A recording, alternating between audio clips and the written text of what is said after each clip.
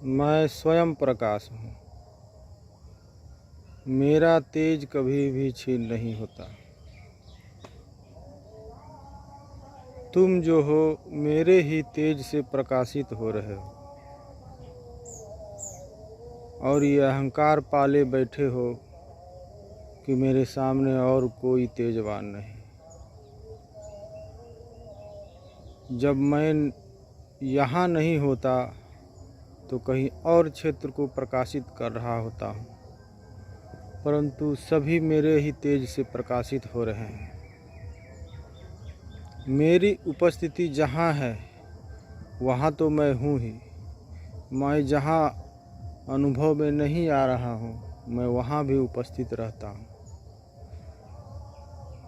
मुझे निमंत्रित करना होता है तभी मैं तुम्हारे हृदय में आकर प्रकट होता हूँ। तुम ये मत सोचो कि मैं तेजहीन हूँ। डूबते हुए सूर्य को भी हमें आदर की दृष्टि से देखना चाहिए, क्योंकि उसने ही समस्त जीवन को प्रकाशित किया हुआ था और आगे आने वाले समय में भी वही उदित होकर समस्त जगत को प्रकाशित करेगा।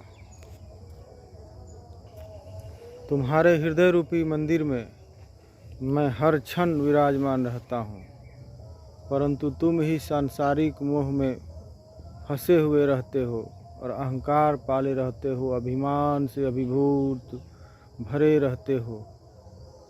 थोड़ा सा भर के आ जाते हो तुम अपने हृदय को ही स्वयं से बाहर कर लेते हो, और मेरा स्थान तो हृदय है।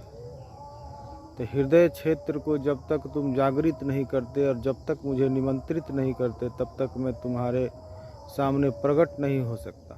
सुख के क्षणों में जो तुम्हारे साथ खड़े होते हैं उनमें तो मैं हूँ ही नहीं।